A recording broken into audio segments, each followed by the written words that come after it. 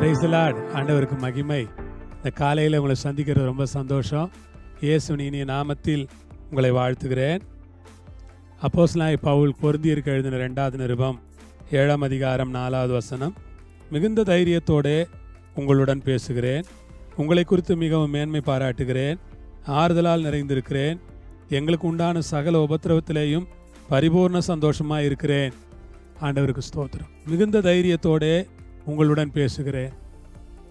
கிறிஸ்துவுக்குள் அருமையானவர்களே, பவுல் விசுவாசிகள்கிட்ட பேசும்போது சொல்கிறாரு, மிகுந்த தைரியமாக உங்களோட பேசுகிறேன். ஆமேன். அதற்காக ஆண்டவருக்கு ஸ்தோத்திரம். நாம் எப்படி இருக்க வேண்டும்? மிகுந்த தைரியத்தோடு பேச வேண்டும்.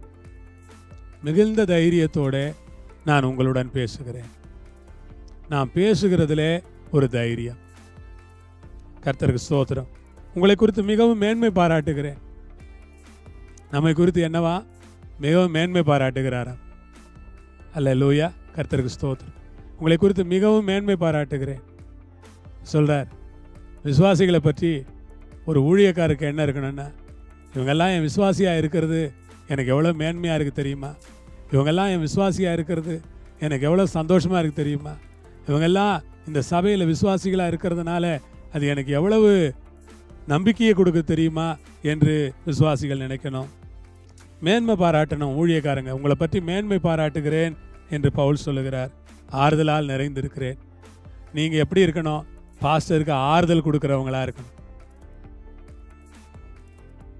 பாஸ்டருக்கு எப்போவுமே நீங்கள் ஒரு ஆறுதலாக இருக்கணும். பாஸ்டருக்கு நீங்கள் எப்பவும் தொந்தரவு கொடுக்க மாட்டீங்கன்னு நான் நம்புகிறேன். பாஸ்டரை எப்பவும் நீங்கள் தேவையில்லாத தொந்தரவுகள் நீங்கள் எனக்கு கொடுக்கறது இல்லை. உங்களை போன்ற மக்களுக்காக நான் தேவனை ஸ்தோத்திரிக்கிறேன். உங்கள் நிமித்தம் எனக்கு நிறைய ஆறுதல் இருக்கிறது. விசுவாசியில் நினைத்து நான் ஆறுதல் அடைகிறேன்.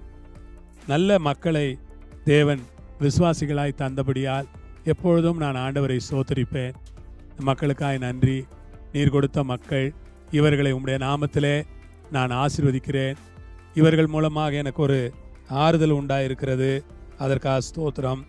எங்களுக்கு உண்டான சகல உபத்திரவத்திலேயும் பரிபூர்ண சந்தோஷமாக இருக்கிறேன். எங்களுக்கு உண்டான சகல உபத்திரவத்திலேயும் பரிபூர்ண சந்தோஷமாக இருக்கிறேன். பிரியமானவர்களே, எங்களுக்கு உண்டான சகல உபத்திரவம், நிறைய உபத்திரம் வருது. இந்த உபத்திரவத்திலெல்லாம் நாங்கள் எப்படி இருக்கிறோன்னா பரிபூர்ண சந்தோஷம், ஒரு தைரியம் இருக்குது. எங்களுக்கு மேன்மை பாராட்டுகிறதற்கு நல்ல மக்கள் இருக்கிறாங்க. ஆறுதல் கொடுக்கிற நல்ல ஜனக்கூட்டம் சபையில் இருக்கிறார்கள். எங்களுக்கு உண்டான எல்லா உபத்திரவத்திலேயும் அதனால் நாங்கள் சந்தோஷமாக இருக்கிறோம். உபத்திரவத்தை பார்த்து நாங்கள் பயப்படுறதில்ல. உபத்திரவத்தை கண்டு நாங்கள் அஞ்சுறதில்ல. உபத்திரவத்தை கண்டு நாங்கள் சோர்ந்து போகிறதில்ல. உபத்திரவத்தை பார்த்து நாங்கள் உறைஞ்சி போகிறதில்ல. உபத்திரவம் எங்களுக்கு ஒன்றும் பெருசாக தெரியறதில்ல. ஆண்டவருக்கு ஸ்தோத்திரம். உபத்திரவத்திலையும் நாங்கள் சந்தோஷமாக தான் இருக்கிறோம். ஏன்னா ஒரு நல்ல ஊழியத்தை, நல்ல சபையை, நல்ல மக்களை தேவன் தந்தார். அந்த தேவனுக்கு நான் எப்போதும் நன்றி உள்ளவனாகத்தான் இருக்கிறேன். ஜெபம் பண்ணுவோமா? பரலோகத்தில் இருக்கிற எங்கள் பிதாவே, அருமையான இந்த காலை வேளையில் தேவரீர் கொடுத்த அருமையான சபைக்காய், அருமையான ஊழியத்திற்காய், அருமையான ஜனத்திற்காய் நன்றி செலுத்துகிறேன்.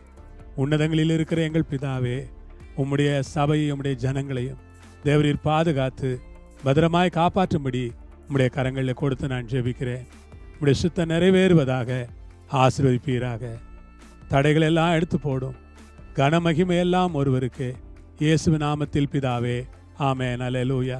கர்த்தர் உங்களை ஆசீர்வதிப்பார், உங்களோடு இருப்பார். ஆமென்.